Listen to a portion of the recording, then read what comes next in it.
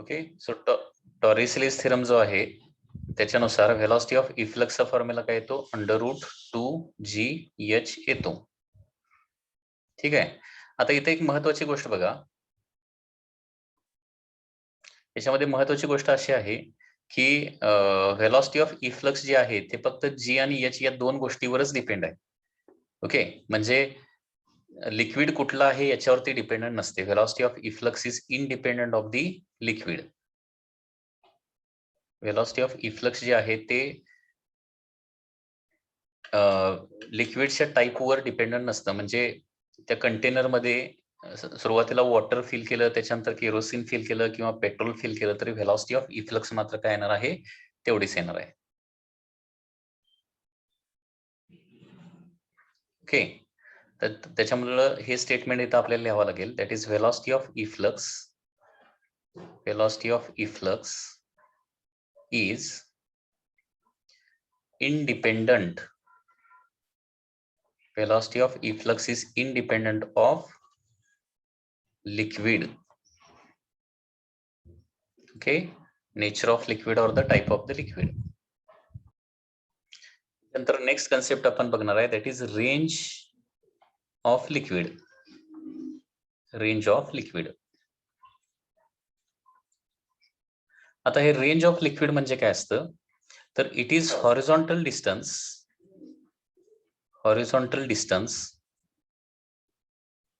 horizontal distance traveled by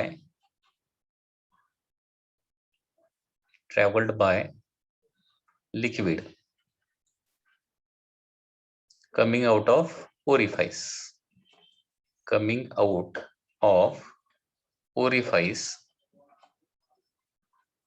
okay, is called as range,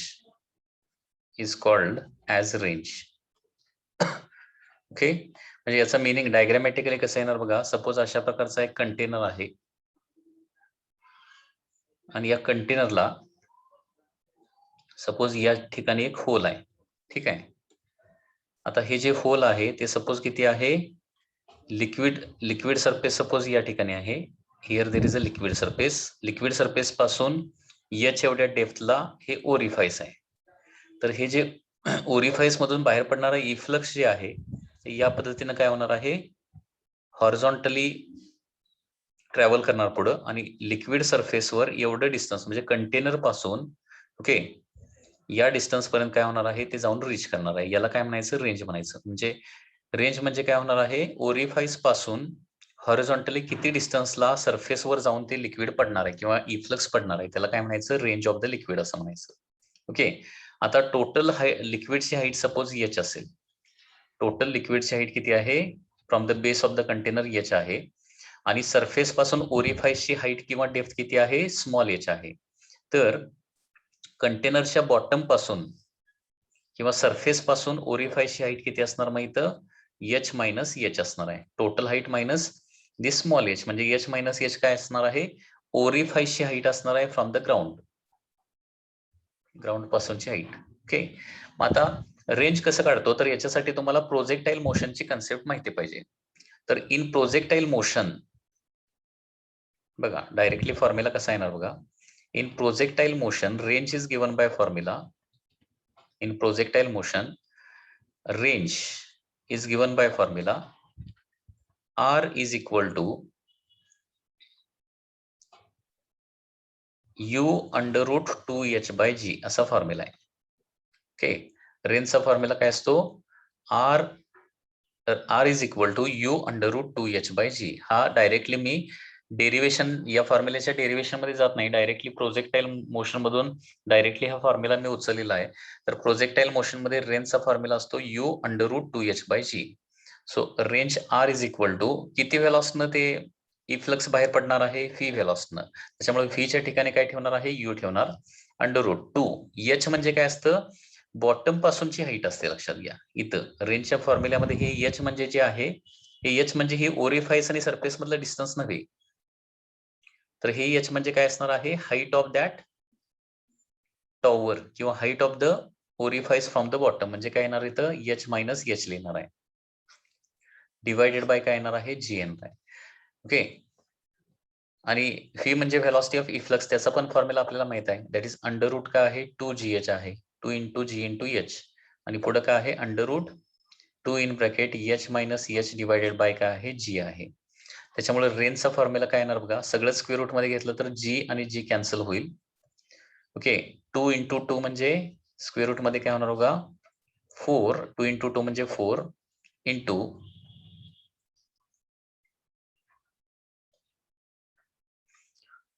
4 into काय होणार आहे small h in bracket capital H minus small h, किंवा रेंजचा final formula येणार 2 under root h into h minus h. So हा रेंजचा formula येतोय. हा फॉर्म्युला तुम्ही पाठ करून ठेवू शकताय. सो रेंजचा फॉर्म्युला काय बघा, that is 2 under root h in bracket h minus h. So this is the final formula for range. आणि हा कुठून आलेला आहे, प्रोजेक्टाईल मोशन या टॉपिक मधून आलेला आहे. ओके, प्रोजेक्टाईल मोशन या टॉपिक मधून, म्हणजे ओरिफाईस मधून बाहेर पडणारं लिक्विड सरफेसवर किती डिस्टन्सला जाऊन पडणार, ओके, त्याला रेंज म्हणायचं. आणि रेंजचा फॉर्म्युला असतो 2 under root h in bracket h minus h. म्हणजे लक्षात आलं का बघा, हा फॉर्म्युला असा पण तुम्ही लक्षात ठेवू शकताय. सपोज हा एक कंटेनर आहे आणि इथं बरोबर ओरिफाईस आहे आणि इथं लिक्विड आहे. तर सपोज ही वरची हाईट किती आहे x आहे ओरिफाईसची, म्हणजे ओरिफाईस पासून लिक्विड सरफेस पर्यंतची हाईट h आहे आणि ओरिफाईस पासून बॉटम पर्यंतची हाईट सपोज y आहे. तर रेंजचा फॉर्म्युला असा लक्षात ठेवू शकताय 2 under root x into y. म्हणजे रेंजचा फॉर्म्युला लक्षात ठेवायला या पद्धतीने हे सोपं पडणार आहे. 2 अंडर रूट काय येणार आहे ओरिफाईसच्या वरची हाईट इंटू ओरिफाईसच्या खालची हाईट. हा रेंजचा थोडक्यात फॉर्म्युला असा या पद्धतीने तुम्ही लक्षात ठेवू शकताय. म्हणजे ओरिफाईस मधून बाहेर पडणार जे लिक्विड आहे ते ग्राउंडवर किती डिस्टन्सला जाऊन पडणार त्याचा फॉर्म्युला लक्षात आला का बघा, त्यालाच रेंज असं म्हणायचं. रेंजचा फॉर्म्युला असतो 2 अंडर रूट xy किंवा 2 इंटू ओरिफाईसच्या वरची हाईट इंटू ओरिफाईसच्या खालची हाईट. या पद्धतीने हा फॉर्म्युला लक्षात ठेवला तर बेटर होईल. ठीक आहे. आता रेंज मॅक्सिमम कधी असणार, ज्यावेळी हे प्रोडक्ट मॅक्सिमम असणार त्यावेळी. आणि हे प्रोडक्ट मॅक्सिमम कधी असणार, ज्यावेळी हे ओरिफाईस काय असेल बरोबर मिड पॉइंटला असेल. लक्षात येते का बघा, रेंज इज मॅक्सिमम व्हेन, ते होल कुठं असणार आहे, when maximum when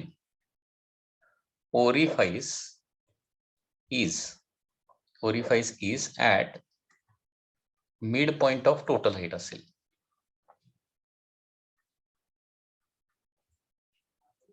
mid point of total height. Okay, हे कसं प्रूव्ह करू शकतो, range maximum at orifice of mid point of total height असेल तरच रेंज मॅक्सिमम असते. हे कशावरून प्रूव्ह होणार आहे, तर बघा रेंजचा फॉर्म्युला काय आहे 2 under root x into y.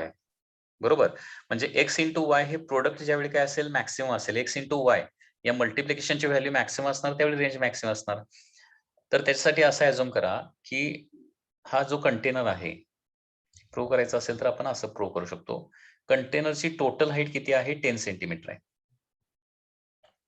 10 centimetre आहे. आता वरून काय करूया, हे जे ओरिफाईस आहे ते सुरुवातीला 1 सेंटीमीटरला, मग 2 सेंटीमीटरला, मग 3 सेंटीमीटरला असं ओरिफाईस काय करूया प्लेस करत जाऊया.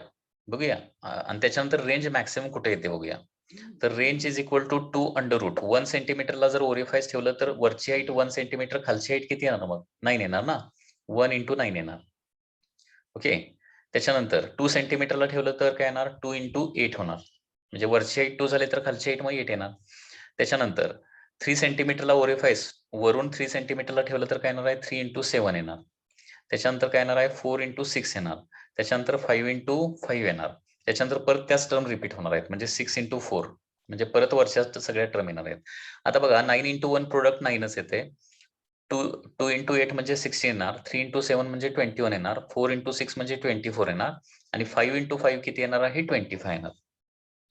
म्हणजे हे प्रोडक्ट जे आहे ते मॅक्सिमम कधी येते, ज्यावेळी ओरिफाईस मिड पॉइंटला असेल त्यावेळी. So range is maximum when orifice is mid point of the total height असेल त्यावेळी. ओके, रेंज मॅक्सिमम येते. लक्षात येत आहे. त्याच्यामुळं आरमॅक्सचा फॉर्म्युला काय येणार बघा, R max is equal to 2 under root mid पॉइंटला जर ओरिफाईस असेल तर काय होणार, वरची हाईट h/2 येणार, ओरिफाईसच्या वरची हाईट लिक्विड सरफेस पर्यंत, आणि ओरिफाईसच्या खालची हाईट पण काय येणार, h/2 येणार. ओके, आणि त्याच्यामुळे काय होणार, हे 2 × 2 चा स्क्वेअर होणार, म्हणजे इथं काय होणार आहे, दॅट इज 2 × h/2 येणार ना, h/2 × h/2 चा स्क्वेअर रूट म्हणजे h/2 येणार. सो मॅक्सिमम रेंज किती येते, कॅपिटल H एवढीच येते, लक्षात घ्या. मॅक्सिमम रेंज येते, दॅट इज कॅपिटल H. लक्षात आलं. तर टॉरिसेलीस थिरमचे रिलेटेड काय काय फॉर्म्युले आहेत बघा पुन्हा एकदा. टॉरिसेलीस थिरमचे पुन्हा एकदा रिवाइज करतो इथं फॉर्म्युले. पहिला फॉर्म्युला आहे velocity of efflux. Velocity of efflux किती असणार आहे, √2gh. हा पहिला फॉर्म्युला आपण बघितला. त्याच्यानंतर सेकंड फॉर्म्युला बघितला आपण रेंजचा फॉर्म्युला. रेंजचा फॉर्म्युला असतो दॅट इज 2 ओके, ओरिफाईसच्या वरची हाईट इंटू ओरिफाईसच्या खालची हाईट. ओके, हा रेंजचा फॉर्म्युला आहे. तिसरा, मॅक्सिमम रेंज किती असते, तर एक्झॅक्टली इक्वल टू H एवढीच येते, टोटल हाईट एवढीच मॅक्सिमम रेंज येते. आणि ते कधी येते मॅक्सिमम रेंज, ओरिफाईस कुठं असेल, टोटल हाईटच्या मिड पॉइंटला प्लेस केलेला असेल तरच. ओके,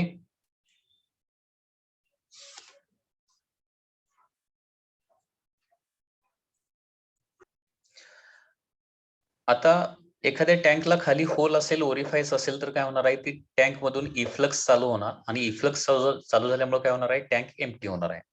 तर लक्षात घ्या, टाइम टू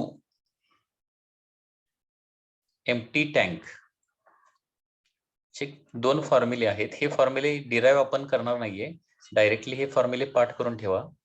तर याच्यामध्ये पहिला फॉर्म्युला आहे time to empty tank from height h1 to h2. Time to empty tank from height h1 to height h2. म्हणजे सुरुवातीला टँक मध्ये वॉटर लेवल h1 हाईटला होते, आणि त्याच्यानंतर काय झालेलं आहे, h2 हाईटला लेवल येणार आहे फायनली. तर त्याच्यासाठी लागणारा टाइम किती असणार आहे, तर त्या टाइमचा फॉर्म्युला आहे T is equal to 2 capital A divided by A √2g in bracket √h1 minus √h2 येणार आहे. लक्षात येते का बघा, सपोज अशा प्रकारे एक टँक आहे. ओके, आणि सुरुवातीला हाईट किती होती, टोटल हाईट होती फॉर एक्झाम्पल, सुरुवातीला h1 हाईट पर्यंत लिक्विड होतं, आणि आता लिक्विड लेवल कमी कमी कमी होत जाणार, आणि फायनली हाईट किती झाली, सपोज बॉटम पासून h2 एवढी हाईट झाली. आणि इथं काय आहे, एक ओरिफाईस आहे. या ओरिफाईसचा एरिया ऑफ क्रॉस सेक्शन किती आहे, स्मॉल e आहे, आणि टँकचा एरिया किती आहे, कॅपिटल E आहे. लक्षात घ्या, ओरिफाईसचा एरिया किती, small e, that is small e आहे बघा, आणि कॅपिटल ए म्हणजे टँकचा टोटल एरिया, सिलेंड्रिकल एरिया. तर h1 हाईट पासून h2 हाईट पर्यंत लिक्विड हे खाली जाण्यासाठी लागणारा जो टाइम आहे, त्याचा फॉर्म्युला काय येणार आहे, 2 capital A divided by small A √2g in bracket √h1 minus √h2 असा फॉर्म्युला येणार आहे. आणि time to completely empty tank,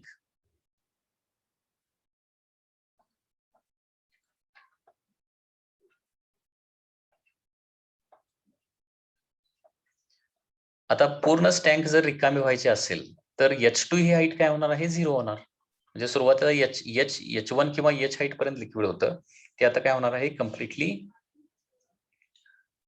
0 होणार आहे. आणि त्या केसमध्ये टाइम टू एम्प्टी टँकचा फॉर्म्युला काय येणार आहे, आता इथं काय करणार आहे, h2 ची व्हॅल्यू फक्त 0 ठेवणार आहे, h1 च्या ठिकाणी फक्त h ठेवूया, आणि हे जर कॅल्क्युलेशन केलं तर फॉर्म्युला काय येणार आहे, capital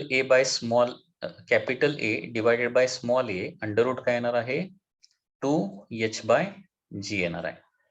capital A by small A under root 2h/g. फक्त h2 इथं 0 ठेवा आणि बाकीचं कॅल्क्युलेशन करा.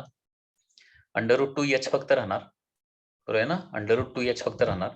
अंडर रूट 2h मध्ये 2 स्क्वेअर रूटच्या सगळ्या टर्म आतमध्ये नेल्या, आणि 2 पण स्क्वेअर रूटच्या आतमध्ये नेलं तर फायनल फॉर्म्युला काय येणार आहे, time to completely empty tank येणार आहे a divided by a under root 2h by g. तर पुन्हा एकदा सांगतोय की जर टँक असेल या पद्धतीनं, ठीक आहे, तर हा जो एरिया आहे तो किती आहे, टँकचा एरिया म्हणजे कॅपिटल ए. टँक मध्ये सुरुवातीला h हाईट पर्यंत लिक्विड आहे, ठीक आहे, आणि टँकच्या बॉटमला एक्झॅक्टली बॉटमला काय आहे, small a area of cross सेक्शनचं काय आहे, एक होल आहे किंवा ओरिफायस आहे, त्याच्यामधून लिक्विड म्हणजे इफ्लक्स बाहेर पडणार आहे. तर कम्प्लिटली एम्प्टी होण्यासाठी लागणार जो टाइम आहे तो capital A by small A under root 2h by g हा फॉर्म्युला येणार आहे. लक्षात आलं?